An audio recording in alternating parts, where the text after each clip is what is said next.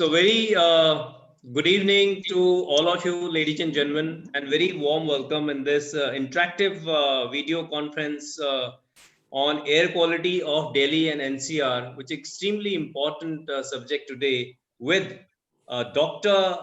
Rakesh Kumar, who is the Director of National Environmental Engineering Research Institute, NEERI, which is one of the apex institution for environmental studies in our country. The intangible cost of air quality is huge to the economy in terms of loss of working hours, in terms of health, in terms of flight disruptions, and also in terms of many other things like loss of tourists and all that. So to the Environment Committee of PSD Chamber of Commerce and Industry is discussing this very contemporary subject, which is extremely important for all of us to survive. To begin the program, I would like to request our President, Mr. Sanjay Agrawal, to give his formal welcome address for today's program. Over to you, sir. Good evening, Namaskar. It's my pleasure to welcome Dr. Rakesh Kumar, Director, National Environment Engineering Research Institute, NEERI, Dr. J.P. Gupta, Chair of Environment Committee, PSD Chamber, Dr. J.S. Sharma, Co-Chair, Environment Committee, PSD Chamber, and Mr. Mahendra Kumar Rastogi, also the Co-Chair of our Environment Committee. Members of the Managing Committee, Dr. Ranjit Mehta, our Principal Director, delegates, participants, it's again a pleasure to welcome you all on behalf of the PSD Chamber of Commerce and Industry. I am really honored and pleased to welcome you all to this interactive video conference on the air quality of Delhi NCR and development of air quality standards by with Dr. Rakesh Kumar, the Director of NEERI. Air quality, when we use the term, I think nowadays one is a bit careful. One gets a bit nervous also using the term air quality in sitting in a place like Delhi, where actually the quality is not the right term, maybe, to use for what we are breathing.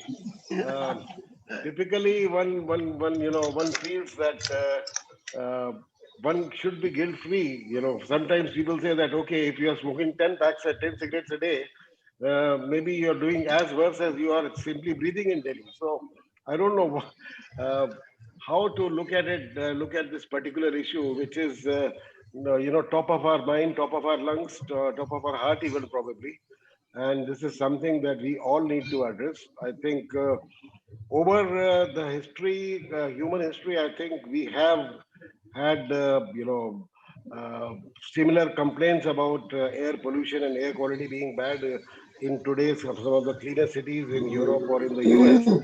But they have cleaned up their act. They could afford to pollute the world with a much greater abandon because they were the first to do it, and therefore their contribution to the overall package, as it seems, was not that big. And the other part is, of course, that having done that, they also were able to raise the sort of resources due to which they were able to clean up their act.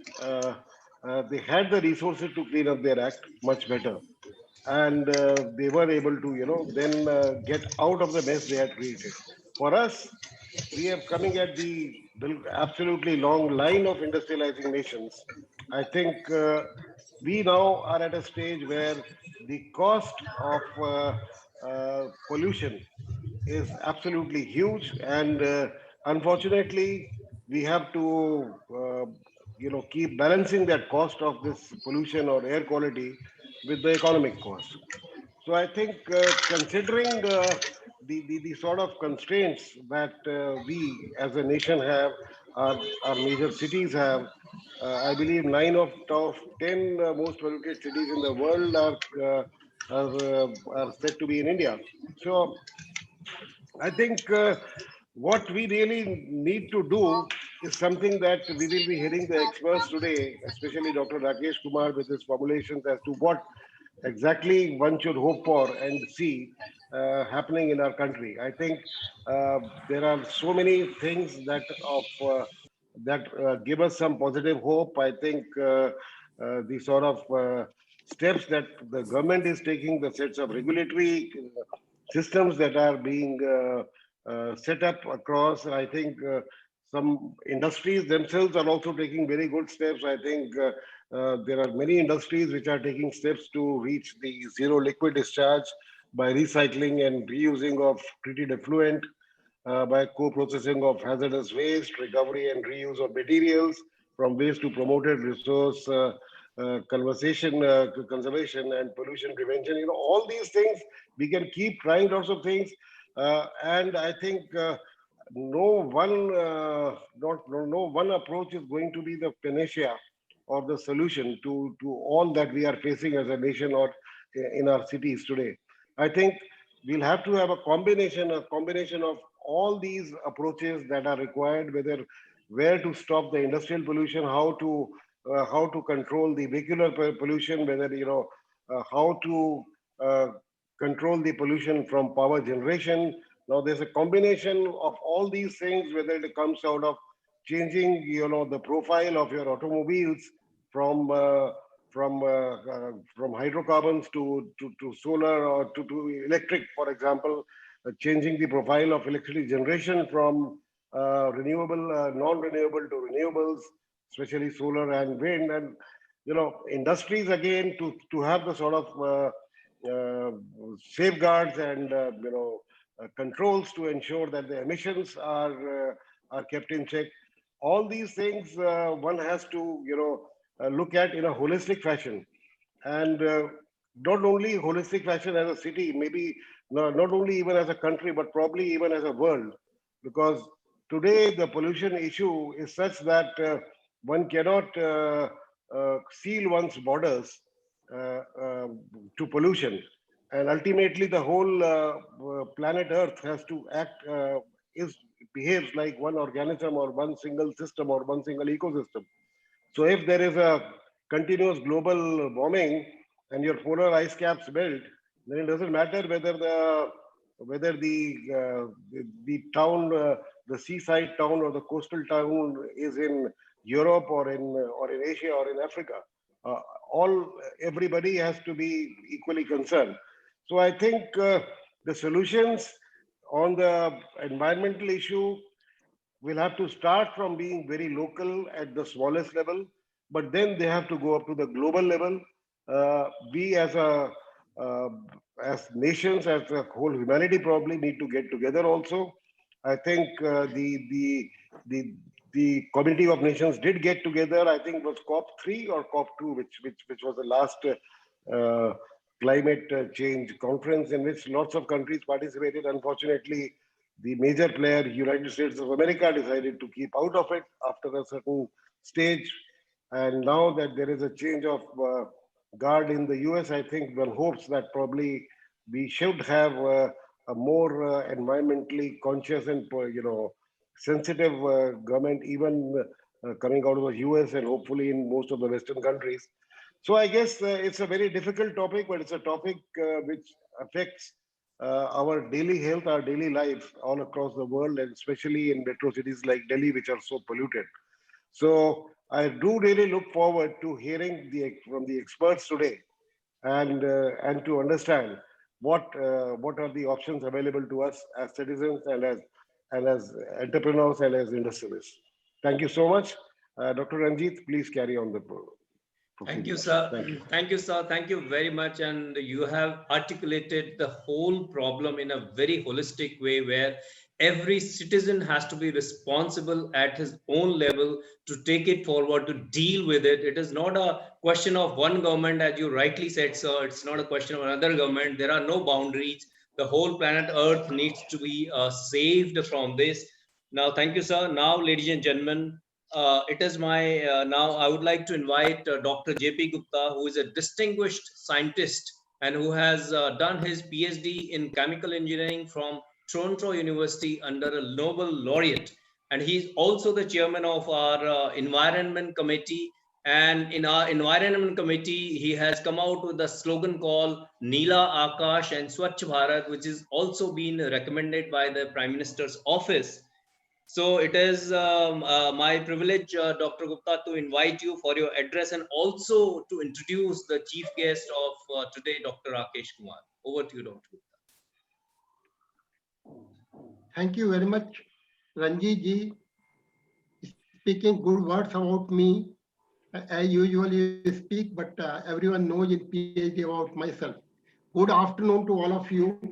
And Ranjit ji, I agree absolutely with our President, Sanjay Agarwal ji, who touched almost each and every point locally and globally. The most important issue, he, but to me, I am reminded of the Winston Churchill here. And Winston Churchill mentioned pessimistic sees difficulty in every opportunity and optimistic see the opportunity in every difficulty. Sanjay ji, I assure you, you should not be pessimistic. Rakesh ji working on it and some solution will come. With these remarks, I will like to, on the behalf of PhD and my personal behalf, I will like to invite, I am thankful to Rakesh ji to accept our invitation to spare his valuable time to address the industry, members of the industry in PhD chamber. I will like to tell you few things about Rakesh ji. He is an international authority on the subject. His profile is like a book. His resume is like a book. I don't know which page of the book to open to introduce him. He is the brain of the government of India in formulating policies on environment, climate change, or in many other platforms. Moreover, I've been meeting Rakesh ji off and on as a friend in my personal friendship as well in the official assignment where we have been able to interact with each other. I will like to tell you one thing more. Rakesh ji has been a strong supporter of PhD. He has been a key partner and a knowledge partner and a partner in the last year, our international conference on the climate change. With his effort and all the and guidance, we were able to make it such a nice show that our Prime Minister of India agreed to address the conference.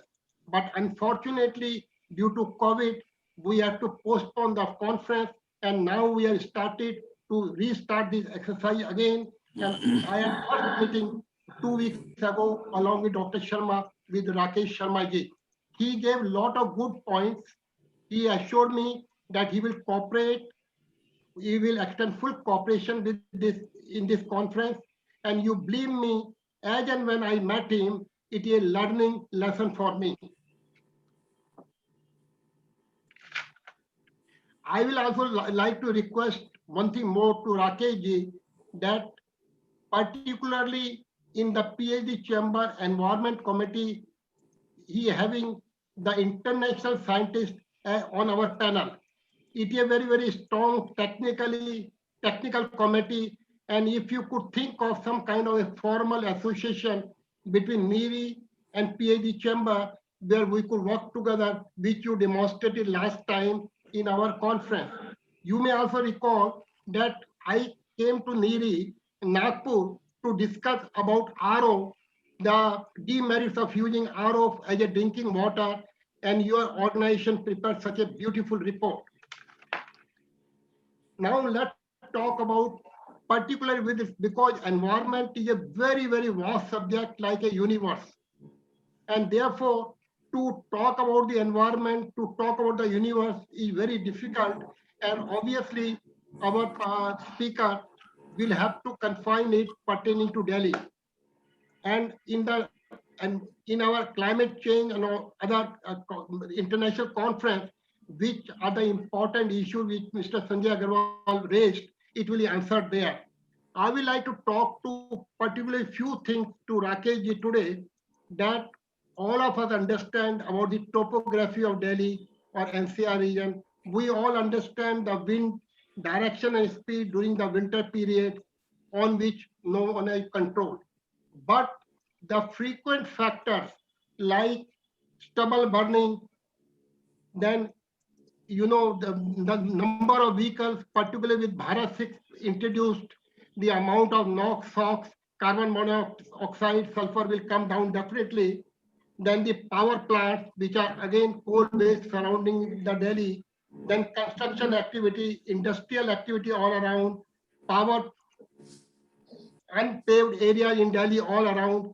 With all these things, every year after year, we talk, ministry talks, our prime minister is concerned, all people concerned, international repercussions are up to the extent Mr. Trump mentioned that it is a filthy country or filthy city.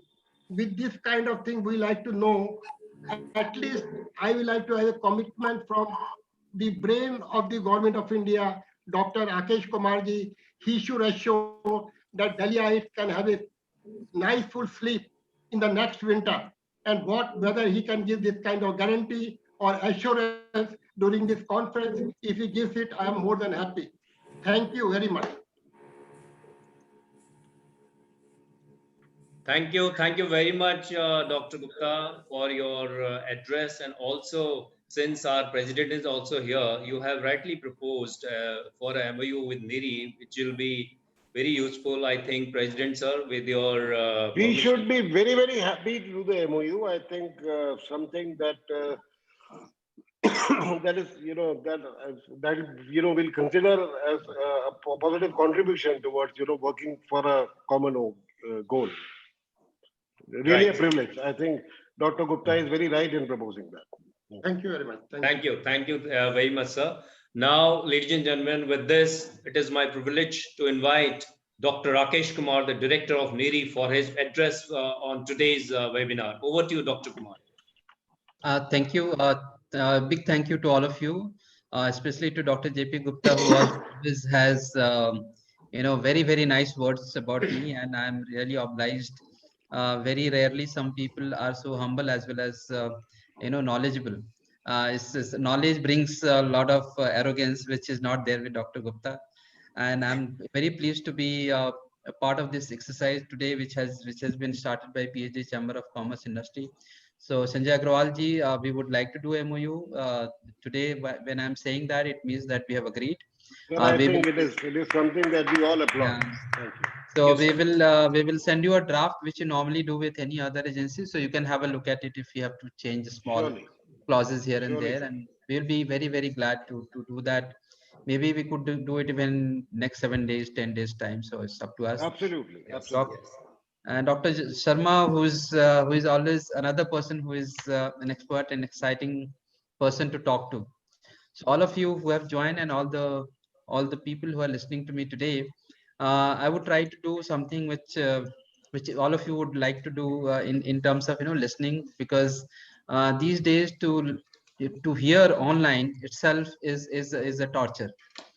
So what I would do is I'll speak less, and at the end we would want to take question answer so that we make it lively. That's a good thing. Otherwise, it will become a lecture which I didn't want to give. Before I start, I'll share my screen, but I wanted to share with you very interesting.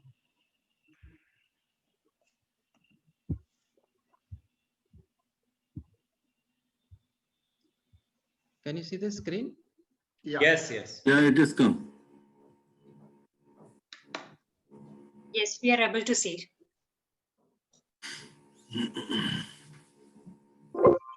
Okay.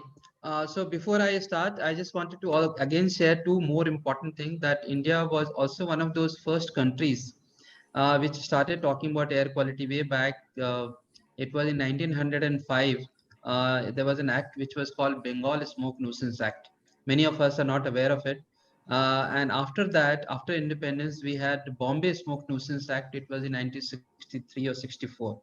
So these were two acts which actually talked about air quality way back, and we should be happy that these kind of thinkings were going even in those days when people probably didn't call it air pollution. It was called smoke in those days, and there was a fine, and that fine was always levied by the police. So if you know someone is creating a smoke, you can actually go and talk to the police and move forward in terms of taking certain action. So the topic that has been decided, we would discuss about it. a lot of people will discuss about problems that we face in terms of air quality that we are facing or we are inhaling. But we will also discuss some solutions, not all of them. As Dr. JP Gupta wants, we are committed, and there is a commission now which has been created for the NCR and adjoining regions. We are going to help that commission. NEERI is part of that commission. For two of the subcommittees, NEERI persons are going to be there as part of it, and we will be taking it forward. So what is important here to understand when we talk about Delhi and NCR is also to understand problem nationally, regionally, city scale and local scale. Mostly when we do a broader discussion, many times we miss the bus in terms of understanding. And that is why it is important to understand that if we have certain sources which are uncontrolled or unaccounted for. So I'll take a simile of say water supply. So there is a term which is used in water supply. It's called non-revenue water. Non-revenue water means something which you are not billing or some water which is stolen. So that average in our country is in the range of about 30 to 40%. This is the unaccounted for air sources, which we don't know from where it comes and how it goes, where it goes.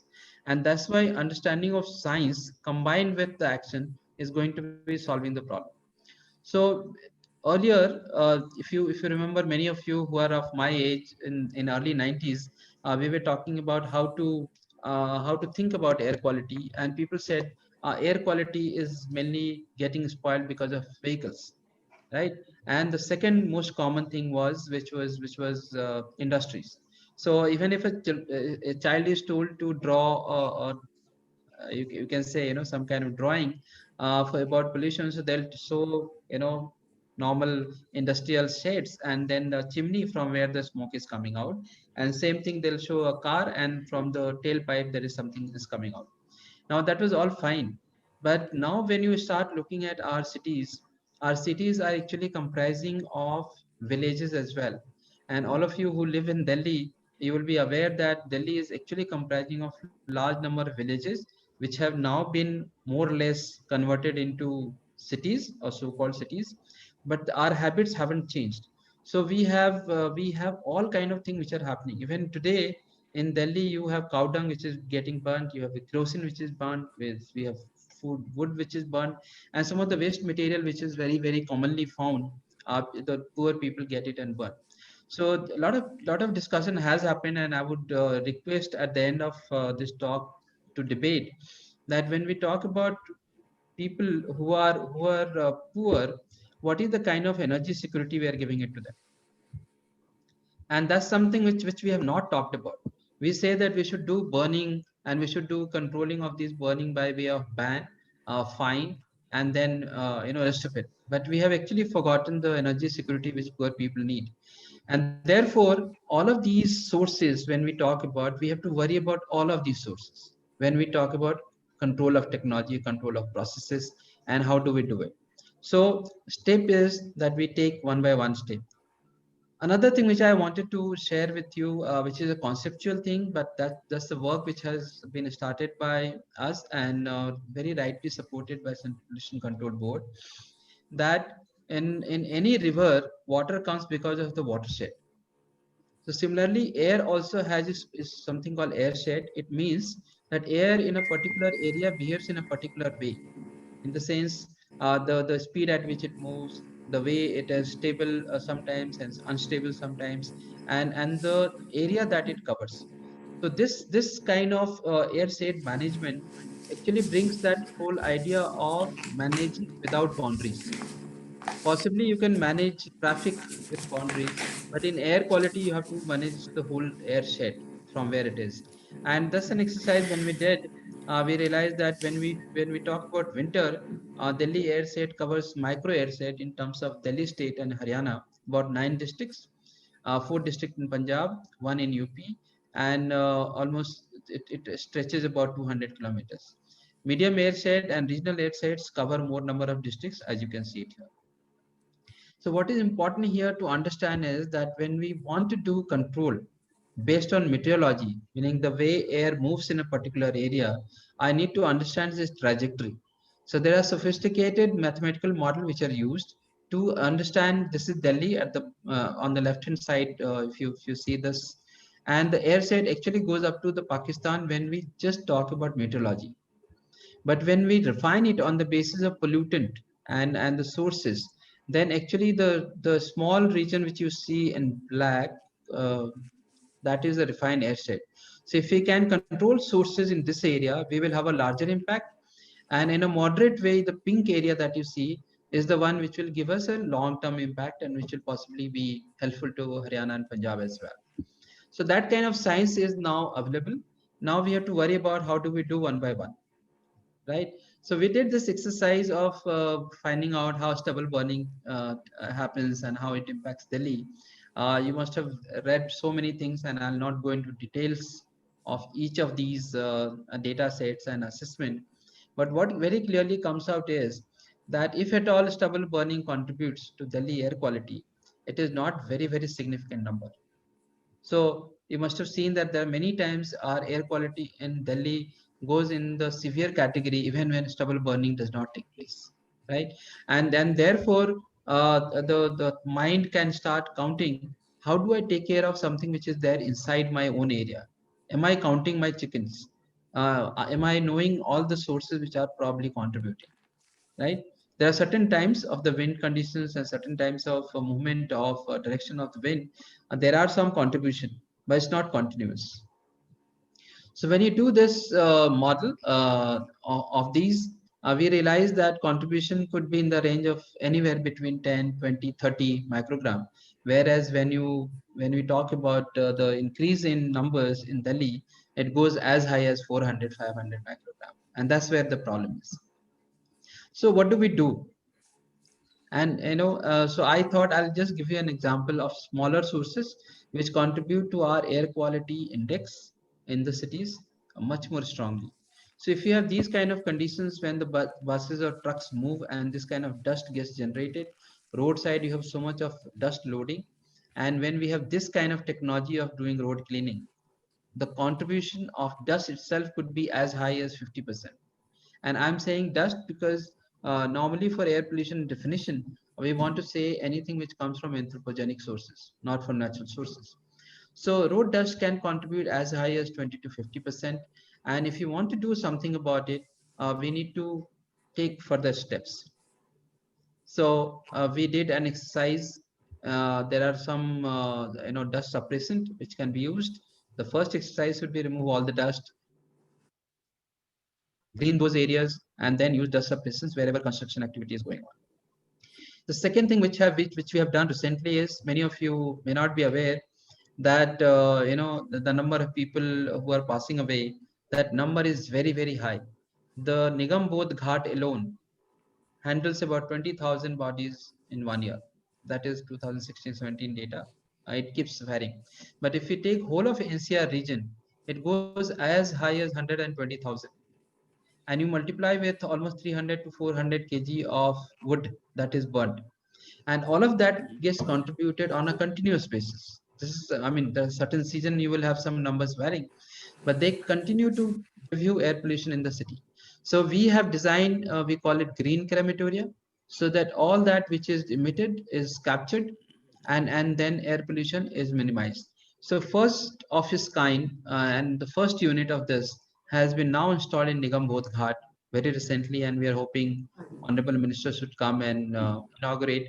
I'm not sure that's the right place to inaugurate such a thing, but it's important to notice that source is identified and I have taken action. The third category, which many of us, again, we ignore it as a small source, right? Despite having Ujjwala scheme in place, and most of the Ujjwala scheme has been actually promoted from the point of view of indoor air quality in rural areas. But in urban areas, we find that so much of chulha is still being used, which is based on wood and some kind of garbage, retrieved garbage. And those numbers are extremely very high. So now we have been able to design and created a cook stove. On this similar basis, we have now designed a tandoor, which will actually minimize the pollution from these sources by 60 to 70%. And that number, when it goes down, we will see a small decline. So based on the same idea, these tandoors have been now designed. And it's very interesting to note, by the way, that all 5-star hotels in Delhi use very good quality of tandoors, which does not emit. But rest of it, almost 35,000 tandoors in Delhi, they have their own primitive system, and they use all kind of wood into it. So starting from waste plywood, some waste coke, cooking coal from here and there, and they burn all of it, and that's how the air pollution levels keep going down. And why I'm telling you these numbers is these are the sources which are normally not counted. So you're talking about 35,000 tandoors, more than 50,000 plus bakeries in the whole NCR region, 120,000 bodies which are being burned, multiplied by about 400 kg of wood. So these are the sources, and the last one which I talked about, the dust. So if we don't control these, just controlling vehicles by Euro 6 or BS6, we will not achieve the goal of cleaner air quality, whether in Delhi or any other place. There is another one which we have installed. It is again not meant to solve all the problem of Delhi or any other place. We call it Vayu. It is meant to be installed at a place where you have high traffic related movement and high levels of pollution hotspot. And this has been now installed in few places in Delhi. CPCB is now wanting to look at whether we can do it at more number of places. It reduces local air quality, air pollutant, particulate matter, and VOCs almost by 50%. And this is something which we can think of doing it as we go ahead. And this is the recent thing that we have installed in Nagpur, and we are looking at multiplying this as a technology. Where is we call it a green tree or smart tree. What is done is you have air pollution reducing plants. There are certain kind of plants which actually reduce air pollution.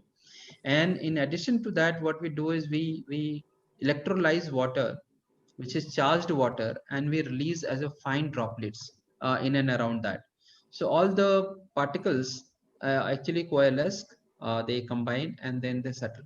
So this is something which we can think of doing it in hotspots areas, places where we have construction activities going on. Not that it will look beautiful, but it will also provide the aesthetics and control of air pollution.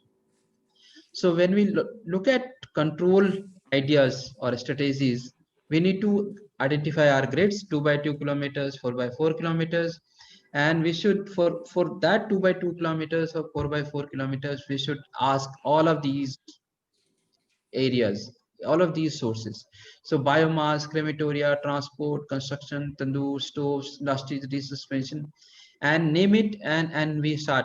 I have not added garbage burning, landfill sites which are also emitting. And for each of these, we have to start doing it. Even if it's a small source, in a smaller area, they contribute higher percent of pollution. And if for each of these sources, we should start controlling them, implementing them, and reporting them. One of the reason why, and it's a very indirect way of saying why aviation industry is better managed in terms of discipline, is because they have a very circular way of giving orders. So if you see, pilots normally tells his crew that close all doors, cross check, and report. Whereas in our normal system, we say do following things, and there is no reporting mechanism. So we have no way to know whether things are happening or not happening. And so that reporting mechanism and sharing it with public is what is important. And in this case, agencies like PhD Chamber of Commerce can play that role of an agency which is looking at monitoring what is happening and which way it is going on. So this is little busy slides, but we don't worry about that. What it actually is saying that we can use low cost sensors for finding what is going right or wrong in a particular place, small place. We do monitoring using satellites. We look at health study to correlate health and air quality. Lot of I would say poor quality of data is also being shared in public, saying that so many people are dying, so many infants are dying. I tell you, some of these numbers are to be checked, because we should not create scare. We should create a healthy atmosphere of sharing right information and taking right decision. But if we keep saying that based on 15 microgram per meter cube standard of Switzerland, Delhi is so many more times, so therefore so many people are dying, which is not true. It is very important, which I'll show you later, that our country, and I mean Indian subcontinent for that matter, is a tropical country. It has monsoon for only 3 to 4 months. So obviously we have our dust which is flying around, and those are natural dust, and those natural dusts are not killing you or me. These natural dusts are background dust, and if we start thinking of controlling them, this particular government or any other government will not be able to deal with it. We should only control what is coming from man-made other sources, not natural sources, and that is important to understand. Otherwise, money will go in particular direction, and we will not have the real thing, funds available for controlling the real sources. So learning from the past, we have tried to put it in this website called INDAIR. A lot of good work was done by NEERI, BIRC, pollution control boards, and we have put all of that data and information and videos, interviews, everything in this website. So many of you who would want to see and add any value, any positive report you want to share, will be very happy to upload it on this website. And this website was basically created to take pride in what India has done. And many of you who are not from Mumbai, you would be happy to note Chembur, which was known as gas chamber in 60s and 70s, and even up to mid 80s. Now, if you go, it is 10 times less polluted, meaning 1/10 of what we had. So we have done some good work. We have to take pride in that, and we should also encourage government agencies to say, great, bravo, you have done it. Please do more as we go ahead. Last few slides on there is a process of reviewing of air quality which is going on, and why we should do this review is very, very important. It's a very complex subject. Dr. Sharma recently organized a very good conference through Indian Association of Air Pollution Control professionals, and they have come out with very good recommendation. But what is important here to understand is that when COVID happened, and when COVID process was on, and when the lockdown happened, it was the biggest environmental experiment of the world, because we had actually stopped doing anything which was creating man-made emissions. But what we saw even in those situations, our reduction in particulate matter PM 2.5 was 34%, 17%, 31%, 26% in different aspect, different parts of the cities. And we did this analysis to understand that if we are not running our vehicles, if we are not running our trains, where our flights are not operational, our industries are more or less closed, what is that which is happening in our country?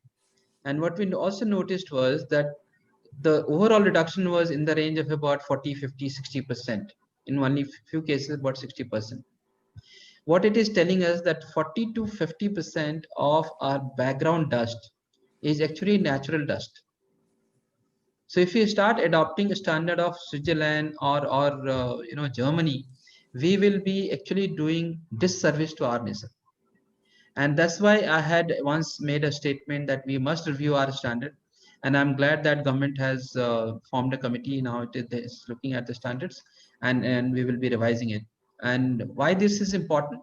Because based on these numbers, across India, in many industrial towns, we have moratorium saying that industries cannot expand. You cannot do following things. And this moratorium has actually led to very severe economic damage to our country. If we understand the way things are, we will be able to solve problems.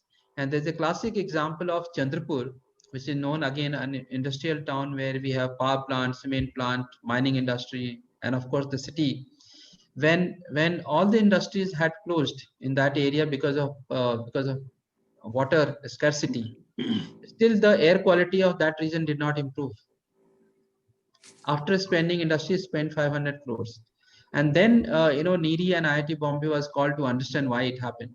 The reason was that local sources of coal burning was much more higher, and lower level air quality was much more strongly dominated by these smaller sources, not the larger sources.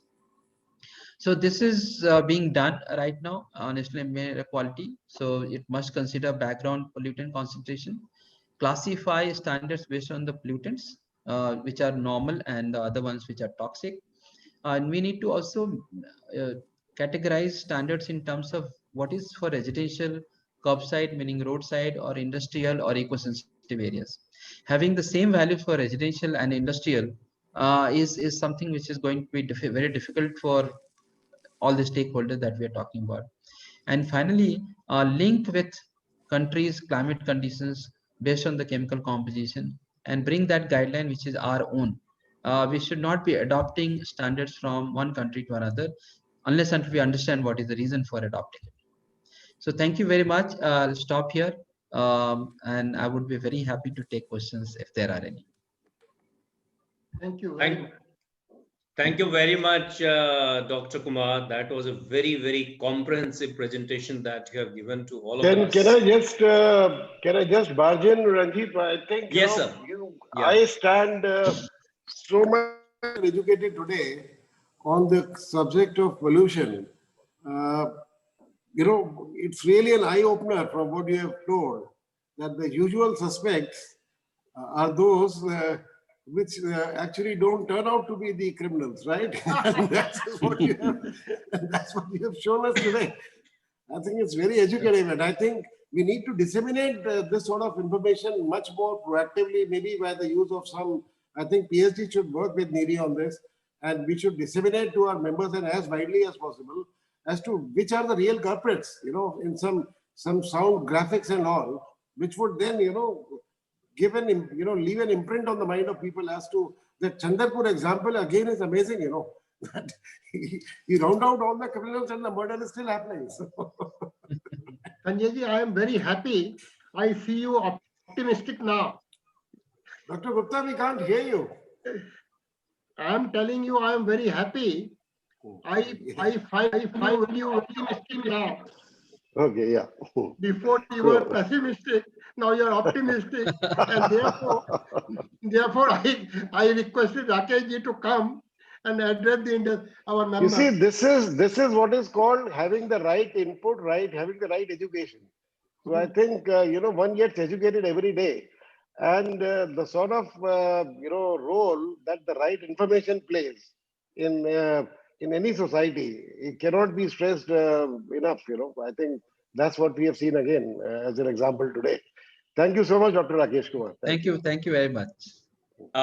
Thank you. In fact, there is a question in the chat box, which is from Mr. Sudhir Chintawala. He says, "Sir, excellent PowerPoint presentation that you had given, and how to distinguish between the background concentrations and that created by the anthropogenic activities." Right. So there are distinct ways to do it. It cannot be done on a daily basis, but since these sources are continuous and mostly regular, one can do chemical analysis. So and that tells you what is happening.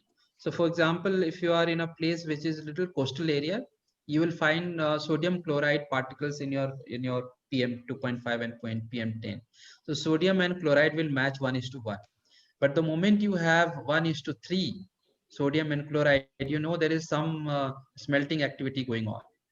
Some acid related emissions are going on. So these chemical signatures actually tell you all that kind of thing which is there.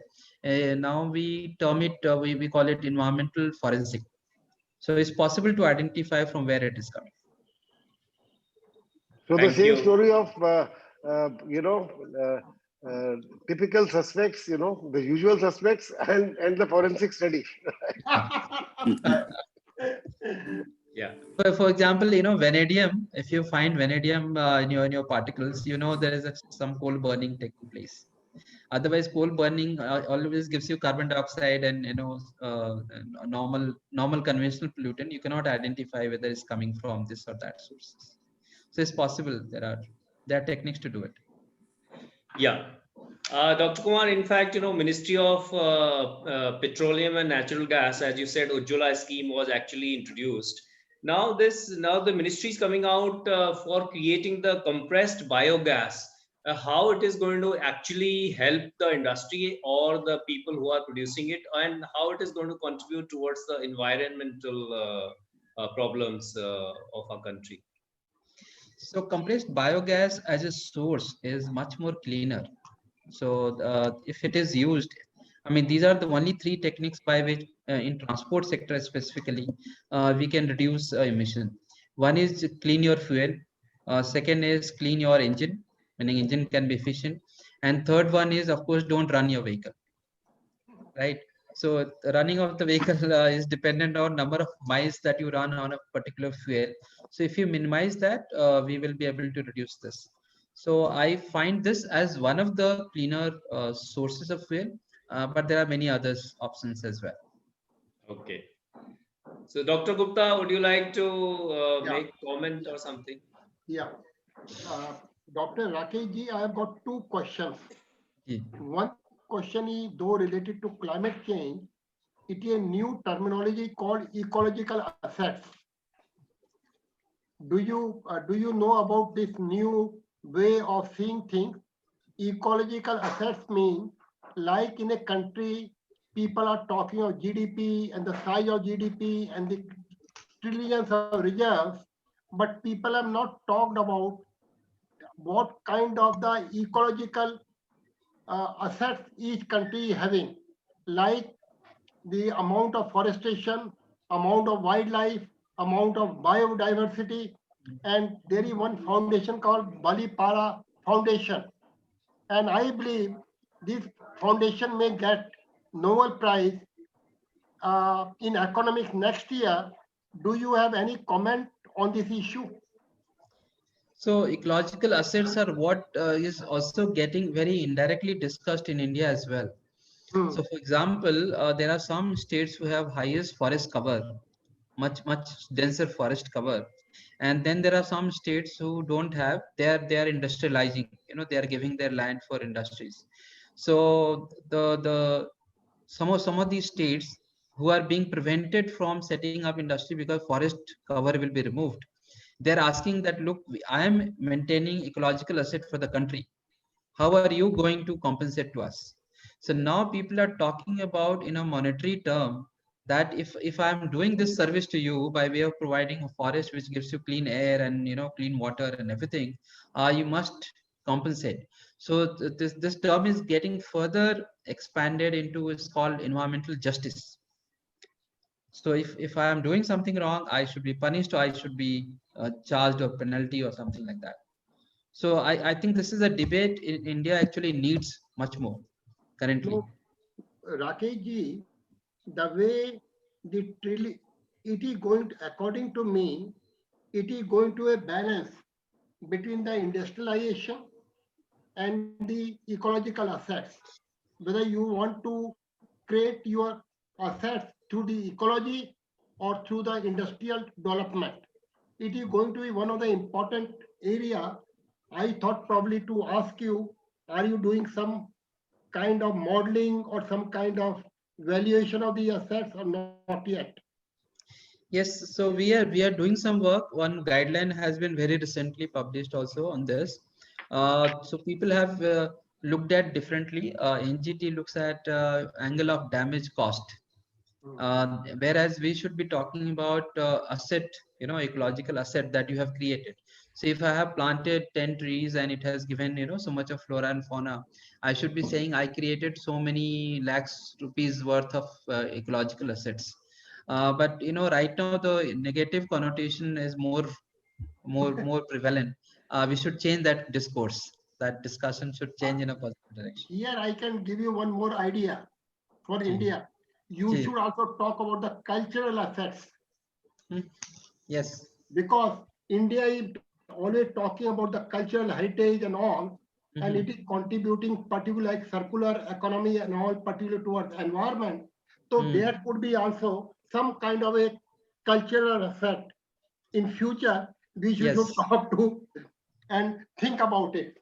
Agree with Final you point. completely. Final point. You mentioned that you are going to make some new standards, and particularly I am talking to you with regard to critically polluted areas, this committee in which me and you are involved. how soon we could have this standard so that we can do justice to de-entangling of the critically polluted areas. So timeline is not something which is in my hand. Particularly CPCB is maintaining this committee, but I hope the steps are being taken and it will be not too far away. Only thing is standards world over have been developed on the basis of health parameters. So unfortunately, in our country, health related data is not so much prevalent and it's not easily available. But we will have to do some kind of hybrid or balancing act in terms of setting up the standard that is required. In view of this, now you will have to handle this committee. Yes. Okay. Thank you. Okay. Thank you very much. Thank you. Thank you, Dr. Gupta. In fact, there's a question in chat box. He asked that if the cow dung can be used for cremation and what will be its effect on the environment. So I have not done this assessment, but there are some reports which say that the cow dung actually gives less emission compared to a wood set. But again, this is something which one needs to evaluate. Okay. Only problem is the cow dung uplas alone do not also give you so much of heat which is required for a body to burn. So you need a combination of these.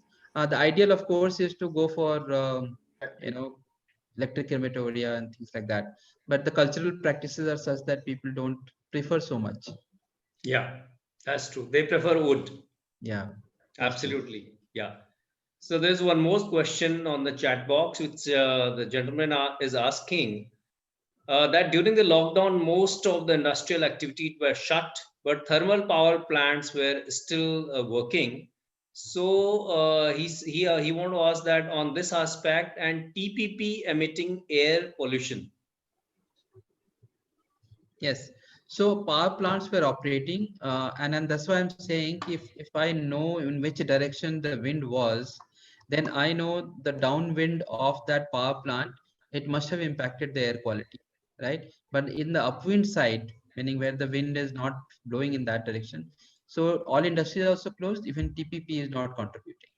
So that should have been the base data, and that has been seen in many places, and those informations are now available, which tells you how much control was possible and how much was not possible.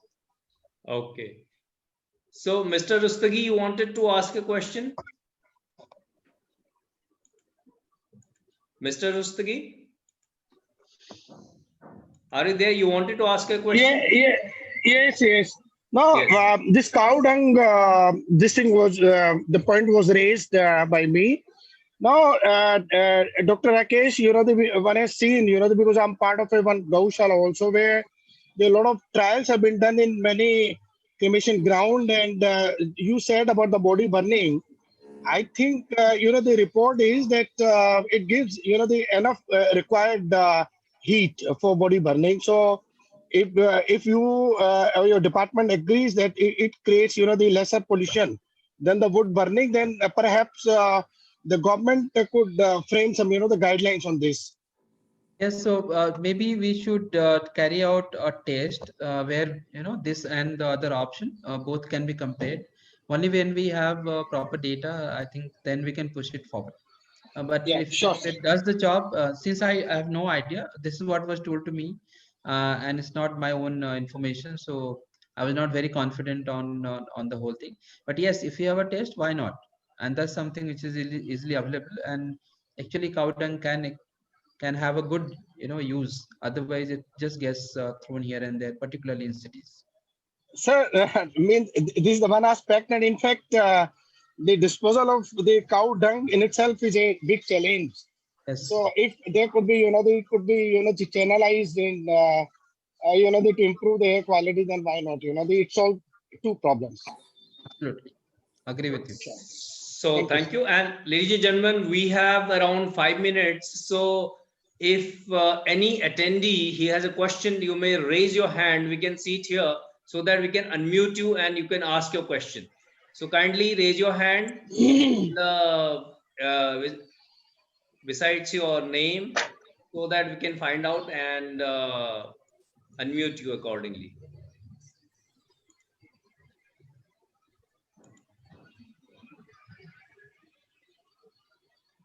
Okay. We have Dr. Satrendra Jain. Dr. Satrendra, yeah, please unmute.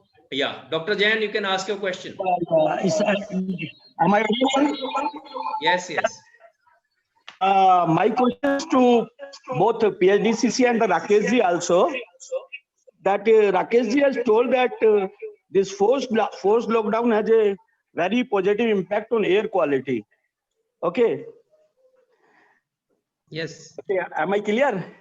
Yes, Yes, yes. we can hear you. My only worry is, my out of box thought is that can we have the planned lockdowns in futures along with our planning commissions or Niti Aayog, keeping economy and development picture? The planned lockdown can help to a great extent in maintaining the air quality. This is my view, and if any comments over it is there, so it will welcome, sir.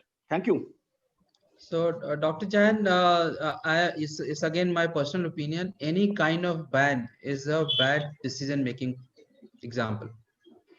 So we It's need not to a ban, see. basically, sir. No, I'm just planning. saying if so we should be looking at how do we clean that up. Otherwise, we are impacting our economy. When we say that when our air quality goes in severe condition or when it goes to moderate to severe, we say no construction activity. Just imagine how many people become unemployed. How many people? I mean, the whole industry goes into complete lockdown kind of situation. But that is sir. possible to solve. So it is Dr. Jain, possible please. to solve. My idea is, I have given a thought. Can you mute Let him, us please? make an optimization of the things if we can achieve something out of it. I agree with you. There are certain things which we should definitely do, and that is where the optimization processes come in picture. That out of 100, pollution levels, how much is getting contributed from where? So if I know out of 150 is coming from one single source, I need to worry about that first. So, okay. Sir, one more point I want to say is that you see that one more, it's very important, sir, because you see in the lockdown, all thermal power plants are running up, and previously only thermal power plants were victimized that for the pollution contributions. Probably this lockdown has proved that thermal power plants are not the only contributors, are not the main contributors to it. I'm from the power plant community. That's why it's my view. Now this that thermal power plants, the main contributor of the air pollution, is to be reconsidered by source apportionment or whatever it is. I agree with you completely. Power plants are not the single contributors. Yes. Yeah. Sir. Thank you. I gave you the example of Chandrapur, where the power plants were closed for 3 months. 3 months, no water was there; it was closed. But ambient air quality did not improve. But people forcefully had closed 2 of their units out of 7. You are contributing. So it's very important to understand the sources and its impact on the local air quality. And based on that, we should take action. Thank you. In fact, I would request the people who are asking questions, so please don't counter question and listen to the answer and be specific on your question, please. Now, Dr. R.N. Wahi to ask the question. Dr. Wahi. Good evening. This is about, there was a video I had seen only last week. That was by Mr. Shekhar Gupta. And he had given detailed scientific study, especially in relation to the pollution created by the stubble burning. And where, he had mentioned that it is mainly because of, although he had given all the economy also, where he says, now we are spending too much and we are in return is much less. When a lot of groundwater is being used for rice cultivation, is there, it is said it should be changed from rice to cotton and other things. The quality of, the sowing, etc., that we have to change, which are using less water.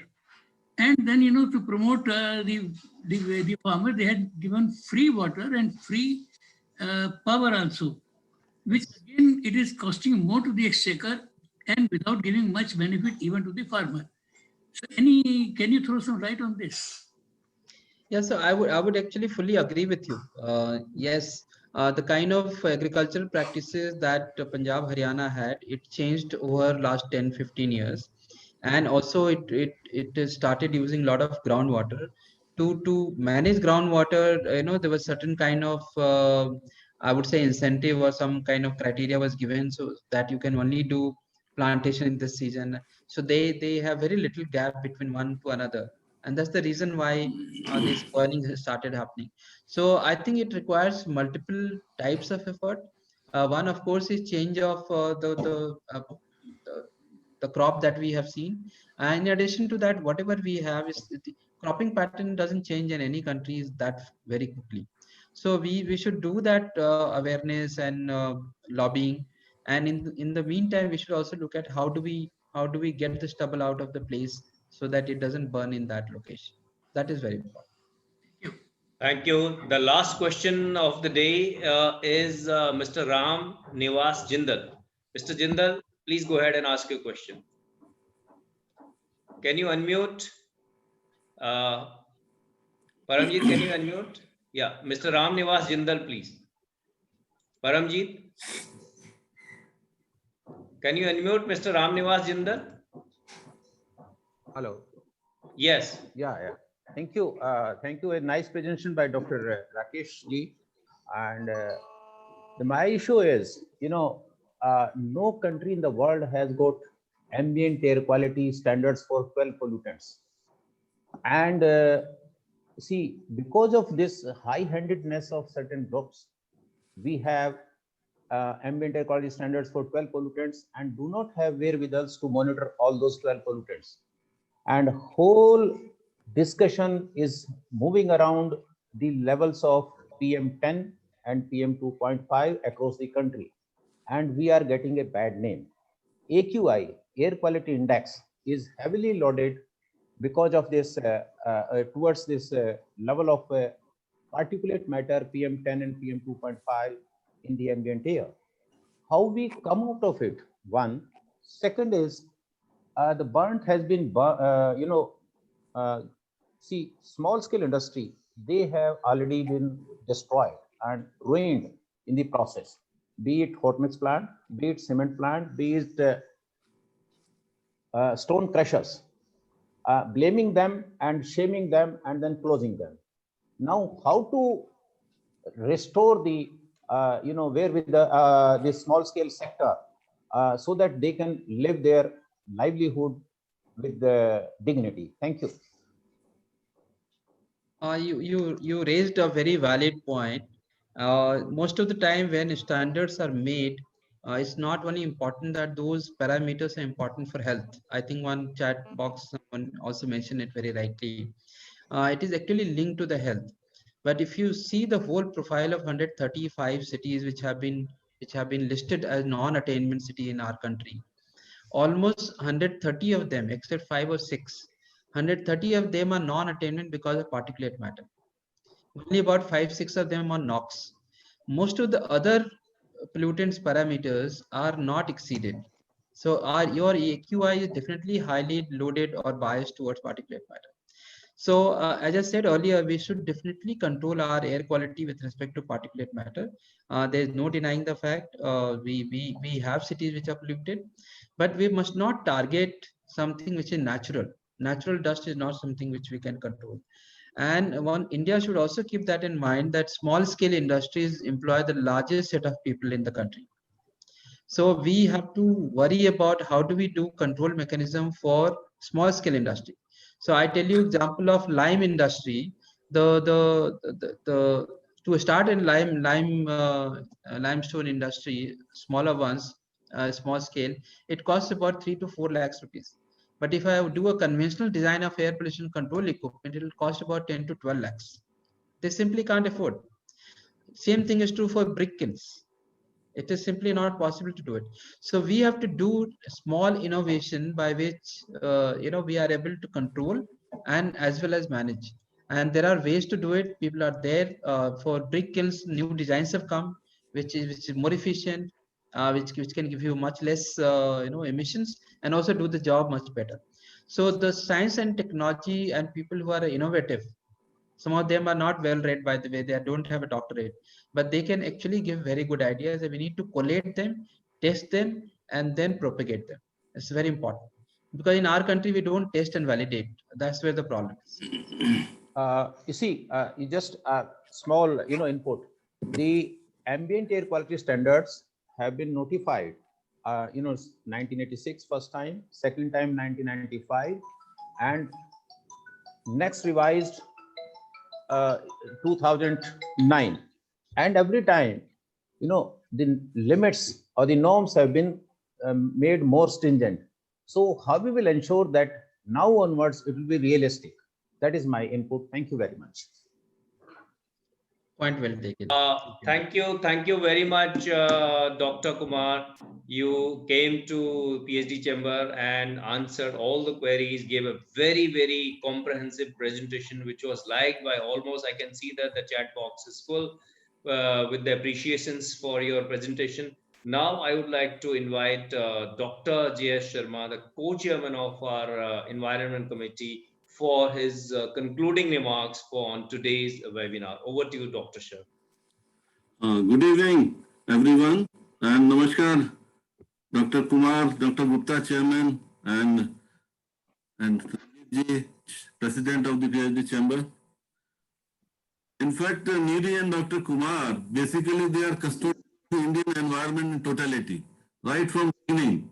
Maybe whether it is heritage or vehicle issue, or you can say the of late which has come, the air quality issue or air commission, everywhere Nidhi is there, whether CNG was there, or they are advisor to the Supreme Court for the expert advice. So whatever they say, that is almost country's final word. So he started very well from the 1905, the Smoke Act. One should understand, even I was not knowing.